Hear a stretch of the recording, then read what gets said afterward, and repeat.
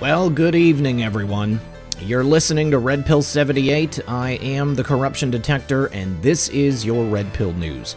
Hope everyone's having a lovely day and that you had a marvelous weekend. It was obviously a bit hectic for me, but I am back. Reports of my death have been greatly exaggerated. Hopefully, everyone had a chance to catch the live streams over the weekend. Despite everything that happened, it was still a couple of good shows, and over the last couple of days, I had to take some time off, and you can check out the live stream yesterday to get the scoop on that if you're not aware of what happened. I will include the link to that in the show notes below. Now, today, we are going to be going over a couple of digs. First of all, some of the posts from the weekend, one that includes a very interesting delta, a 17-hour delta between Dan Scavino and President Trump. Then we're going to be going over a thread from my good friend White Hat, Blanco Sombrero, on Twitter. It is his theory, spelled out as to why Dan Scavino is the most likely candidate for our favorite Anon, something we've spoken about here on the program before, but no one has laid it out quite like this. Then we're going to get into a story via my friend and fellow researcher Methods on Prince Andrew. Prince Andrew has hired a legal team, and that legal team is headed by none other than the former head attorney for Argentinian dictator Augusto Pinochet. And there is some very interesting stuff attached to that. Things we also have talked about before, but now in light of this recent development, I find it worthy to go over yet again. We'll be getting into all this and more, but please do sit back, relax, grab your popcorn, and we'll be right back after a brief word from our sponsor. In a recent news report, web browsers Chrome, Firefox, and Safari were found to be sending users' browsing history and personal identifying information to external servers in what is undoubtedly a worrisome trend. These three were ranked among the lowest privacy category the study conducted, and chances are that you're using one of these browsers when you surf the internet. Now imagine someone you don't know seeing what you search and when on a daily basis, and also knowing where you live. Sounds pretty creepy, right? Well, this is why using Virtual Shield VPN is the recommended choice to help reduce any type of privacy risk from prying eyes. Let's take a look, and I can show you how easy it is to protect yourself. So I've downloaded Virtual Shield from virtualshield.com/redpill78. I've installed it. I click connect, and there you go. You can see that my IP address has changed. I'm now protected. Now, it's March Madness month, and to celebrate, Virtual Shield is offering a special of 30% off all VPN plans, plus all premium add-ons, including Protection Plus, Residential Access, and VIP Performance plans for as low as a cup of coffee. Sign up today for a 30-day trial to Virtual Shield VPN and see what the hype is about. You've got nothing to lose. You can go to virtualshield.com/redpill78, get 30% off and a free month. And remember, when you support my sponsors, you support this channel. All right, guys, thanks for sticking around. First of all, today we're going to be going over post 3891. It includes a meme, which was posted by Anon on the board, and it says, "Nothing can stop what is coming. Nothing. Rig for red." So, this is a term we've heard a couple of times in the past, but what does rig for red mean? Well, here on Answers.com, we find that rig for red, although an older term, is used by submarines. Now, rig for red is normally a command used in the control room. It's normally used when the boat is going to be surfacing or coming to periscope depth at night. The purpose is to give the lookouts and the officer designated to head to the bridge upon surfacing a chance for their eyes to adjust to the darkness, or the OOD, the same thing before looking through the periscope. So because they're using red light on submarines, and apparently now they use blue lights, but older submarines use red, and I think this also goes back to the stuff we've heard with Hunt for Red October and other references to submarines, but allowing the people on the submarine to adjust their eyes to the night darkness that they're about to see using the periscopes as they're coming up. I think this is probably a reference to the fact that our favorite Anon is returning, and they are going to be coming back up to depth because they are returning to the boards, and the posts are going to start coming hot and heavy. Now, let's take a look at the memes. All right, so here, first of all, at 11:09 p.m., Dan Scavino posted this meme right here. It says, "My next piece is called Nothing Can Stop What's Coming." Now, the term actually used on the posts in the past was "nothing can stop what is coming," but I don't think that Dan Scavino made this. I think that he probably just saw somebody else had done this, and then he went ahead and posted it. Now, 17 hours later, what happens? President Trump himself posts this exact same tweet and meme from Dan Scavino. And he says, who knows what this means, but it sounds good to me. Now, 17-hour delta between the two. When I saw this tweet initially from Dan Scavino, I shook my head in agreement, and I just had to giggle to myself because this is something that my friends and I in our research group have been talking about quite a bit. And it was especially satisfying to see President Trump tweet it himself. Now, let's go ahead and take a look at a thread from my good friend White Hat Sombrero Blanco on Twitter because he breaks down why he feels that Dan Scavino is most definitely a part of the team. All right, so from my friend Blanco Sombrero, White Hat on Twitter, he says the case for our favorite Anon. In light of Scavino posting lately, I think it's a good time to reveal some of my digs from weeks ago. This is not an attempt to dox the team, but rather to start conversations and debate. Not all Anons have been around since the beginning. Let us help them with the facts. And he has actually created quite the little PowerPoint. He says, background on Dan Scavino and timed tweets, deltas. Dan and POTUS do, in fact, purposely time their tweets. Here's some interesting facts about Dan Scavino. He became Trump's golf caddy at the age of 16, and he worked at the Trump golf course. He was then hired as social media director, keeping in mind he has been working for Trump since the age of 16, so obviously someone that the president trusts. He sits only feet away from the Oval Office. He and Trump time their tweets. They create deltas. He travels with the administration, on the move. He created the Game of Thrones Game Over meme, and he has top secret clearance. Now, this is a segment from an article. It says he also worked with Trump to plan one of the president's first public responses to the release of special counsel Robert Mueller's report, according to two administration officials.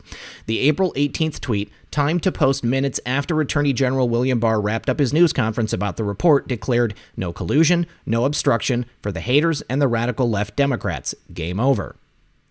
Dan is also over digital strategy and comms for POTUS. He was also around over Army Chief of Engineering, Red Castle and Green Castle. Now, in the article from Politico talking about the April 18th tweet timed to be released specifically after Barr gave his conclusions, and it said, game over. Of course, where have we seen that before? In the posts.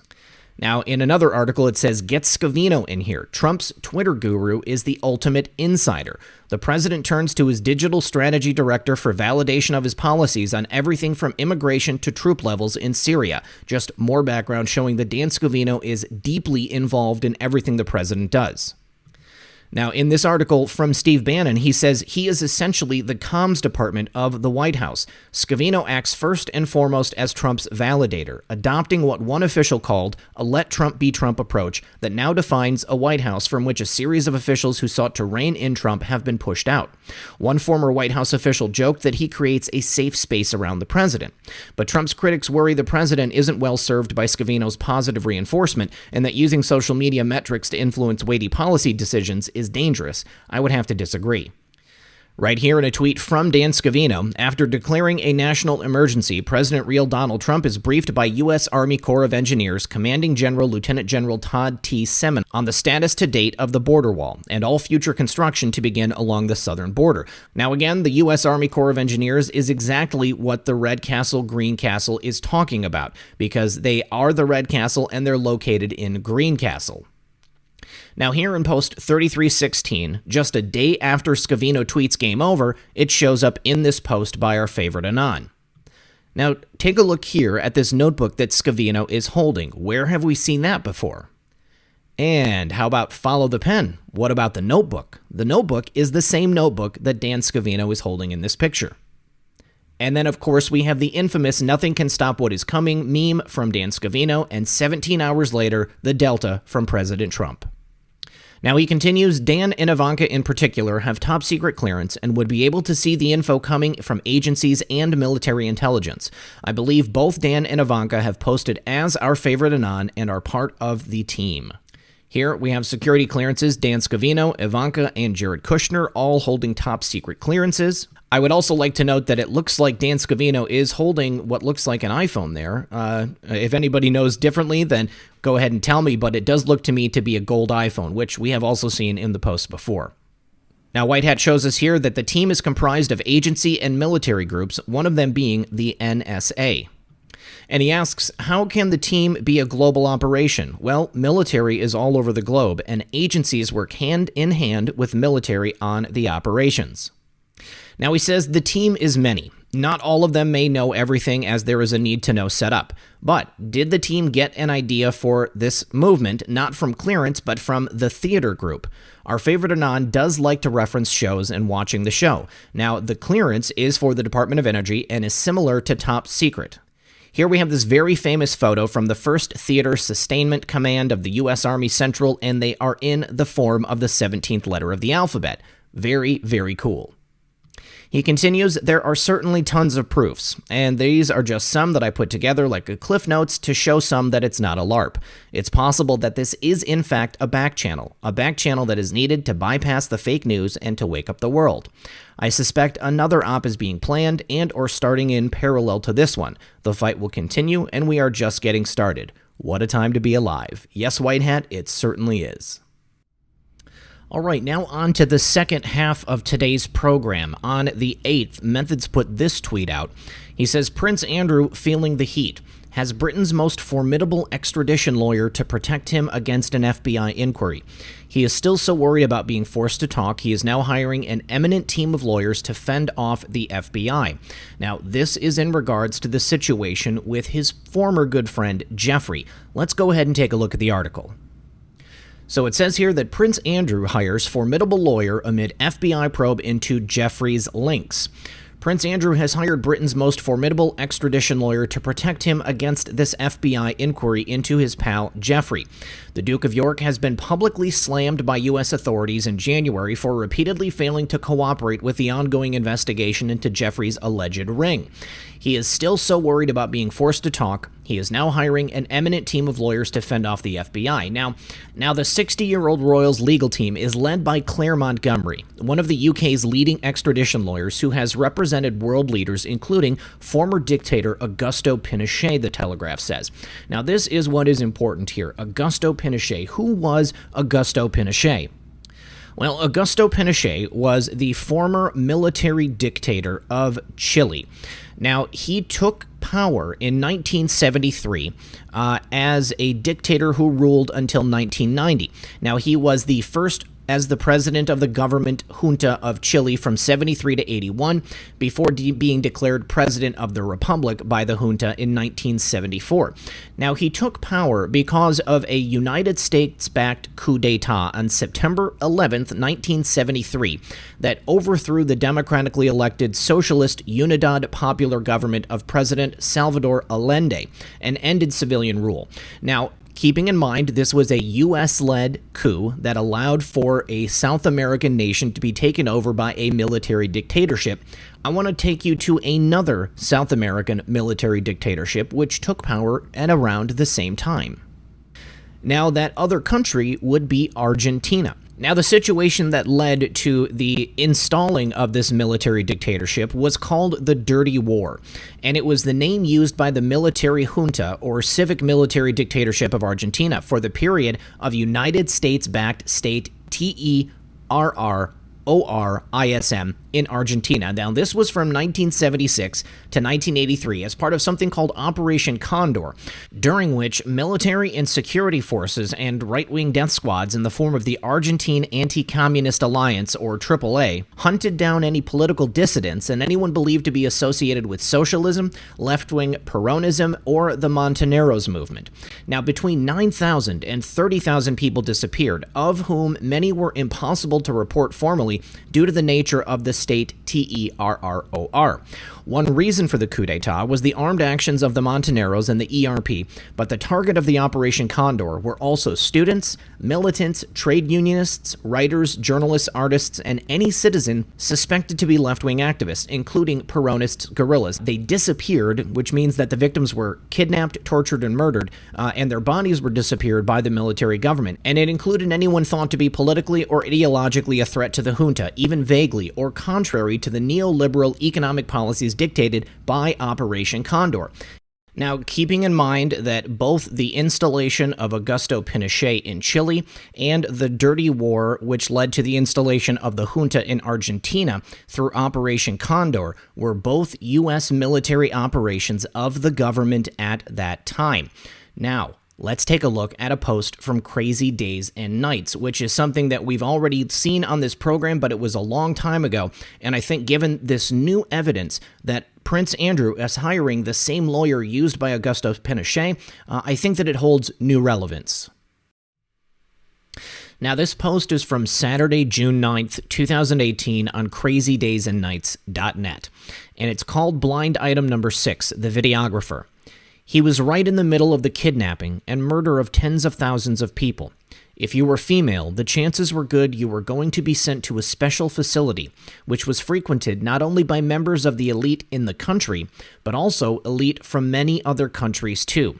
Those coming from other countries seemed to have the philosophy that they could do as they like with no repercussions because who would ever know? But when you have a regime that corrupt, they want some leverage, and many, if not most of those encounters with the females were captured on film and video. The video is grainy stuff and old now, but the films are vivid and you can identify everyone in them. The person in charge of collecting and cataloging the videos and the subjects belonged to a cabinet-level member of the government. Long thought destroyed, many of the world's elite who had participated breathed a sigh of relief last year when the videographer died. It turns out, though, the films and video and who is in each was never destroyed. They were all in a garage next to a guest house where they sat for decades. In February, one of his children started digging through it. She told members of her family and lots of her friends, and also in March told one of her longtime friends she had met through her sister. The person she told was a foreign-born permanent A-list celebrity. The subject of our blind was not blasting this all on social media, but she was not keeping it quiet either. None of the people she told had really seen much of the films. They were too hard to watch. 2 weeks ago, the government of the country came to collect the entire library of films. What they had not recovered were the volumes that named names in each of the films. After such a long time, they needed the volumes to be able to identify every person in the films. They said they wanted them to let relatives of the long-dead females know their fate. No one knows where the volumes are now. What we do know is the woman who held them back is dead. So this post tells us that a woman found these tapes and the information contained therein. Her father was a cabinet-level position within the Argentine government, somebody who was deeply involved in the Dirty War, and who was tasked with cataloging all of this blackmail material. She contacted a foreign-born permanent A-list celebrity. That means someone not of her country, and perhaps an American celebrity, if you will. And now that woman who held back the information is dead. I think I know exactly who that woman is, and I think I know who the permanent A-list celebrity is as well. But first, let's take a look at who I believe the father to be. All right, so here in an article from The Independent, we see that Jorge Zorreguieta was the Dirty War minister who couldn't escape his past, and his ties to Argentina's 1976 coup raised questions when his daughter became Queen of the Netherlands. This is him right here. This article is from 2017, and let's see who else was related to his daughter, the Queen of the Netherlands. All right, and that would be the sister of Queen Maxima of the Netherlands, who at age 33 was found to be suicided in her apartment. Now, her father was Jorge Zorreguieta, and she was dead in an apparent suicide, and this was back in 2018. Her name was Inés Zorreguieta. Now, this is a picture here of her with Queen Maxima, and I do believe that she is the one who found those tapes because it was her father who was the one who was a cabinet-level minister who was involved deeply in the Dirty War. And also with the cataloging of all of those people, the elites and the people such as Prince Andrew, who were involved in all of the offensive acts that were taking place that were talked about in that post on Crazy Days and Nights. Now, Inez herself was a government minister in Argentina. She was living in Buenos Aires, so it lends credence to the idea that these tapes would have therefore been found in Argentina, and the names as well. Now, her father, Zorguida, served as the Secretary of Agriculture during the dictatorship of President Jorge Rafael Videla, who is no longer recognized as a legitimate president by the Argentinian government. Now, he also had things to do with the beginnings of the Dirty War, which of course was that military regime that saw the disappearance and murder of thousands of Argentinians. A perfect opportunity for the elites of the world to fly in and perform what looks to be a real-life enactment of the film Hostel. If you've ever seen that film, you will know exactly what I'm talking about. If you know the content of the claims against the elites that we are specifically working against, then you'll also know the idea behind that movie, because they are one and the same. Now, the Post also said that she gave the information of the people contained on that material to a permanent A-list foreign-born celebrity. Who could that have been? Well, when you look at this tweet here from Roger Stone on August 5th of 2017, there's only one person that you can think that that would be, because he says unequivocally, General Flynn has a list of high-level P words, that release of which would decimate the deep state dons. Hashtag Netherlands. Now, this is before the death of Inez Zuriguerita, and I believe that the information that General Flynn has is the same information that was contained in those boxes that were found by Inez in that guest house. This right here points to the fact exactly why it was so important that the deep state took out General Flynn first and foremost. They had to remove General Flynn because he had the goods on everyone. Now, before we move on to the last posts, I want to bring your attention to this article on Neon Revolt's website, neonrevolt.com, because he ties in Pope Francis, who was, I believe, the Archbishop of Buenos Aires during the Dirty War, which took place in Argentina. Now, this article is long and expansive. It pulls in a lot of posts. It also includes that clipped post from CDAN, and he goes into a lot of detail. Now, this is the article that I had covered in the past, so for people who have the time, please do go read this article. It is an excellent one from Neon Revolt, as always, but I thought it was important to bring all of this stuff together for people who may not have seen it before. For anyone who this was a refresher for, I hope you still enjoyed the video, and we're going to be moving on now to the posts from our favorite Anon from the last couple of days, and that'll be it. Now, the next post, 3892, includes a tweet from President Trump over the weekend, and it says, silent running is a tactic used when? Also in the operation of submarines. Let's take a look at the tweet from President Trump. He says the Obama-Biden administration is the most corrupt administration in the history of our country. Absolutely. So I believe that this is pointing to the fact that they are moving in and coming up from the depths because they are about to directly attack. Then post 3893, it includes a Twitter status from Rainbow Fairy 12, and it says, comments, per mainstream media fake news, person in the basement, LARP, who simply asked questions on a forum image board that generated continued massive thousands of mainstream media attacks and worldwide movement, Great Awakening, logical thinking. Back channels are important when the news itself is untrustworthy and controlled. Where we go one, we go all.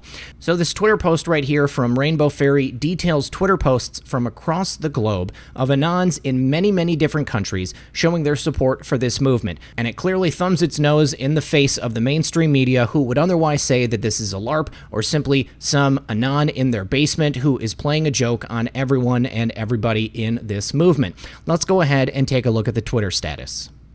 All right, and it says, where we go one, we go all, worldwide. The thread. I've made an attempt to gather as many Anon-related photographs from around the world as I can. Anons with signs, signs standing alone, all with identifiable landscape architecture location. This is not about Trump rallies, that's a different thread. So as you go through, there are many familiar images that I'm sure that a lot of people have seen. I'm sure there will be many that people have not seen. Of course, this right here is the officer from Florida who showed up with the patch on his flak jacket right there. Mike Pence shared the photograph and then got a lot of flack from the mainstream media and had to remove it. This is from recently when the president and Melania went to India. This is one that we've seen on the boards before. It's from Antwerp, Belgium.